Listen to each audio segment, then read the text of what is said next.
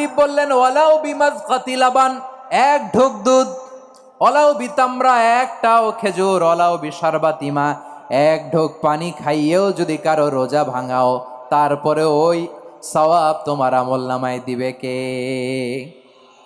এই রমাদানে আমাদের কি করণীয়, কি বর্জনীয়? সংক্ষেপে 7টা করণীয় 7 মিনিটে, 7টা বর্জনীয় 7 মিনিটে বলে আমরা বিদায় নিব ইনশাআল্লাহ। বলেন, কেউ উঠা বসা করব না ইনশাআল্লাহ। বলেন মাশাআল্লাহ, অনেক শান্ত। জি, আমার দিকে তাকান।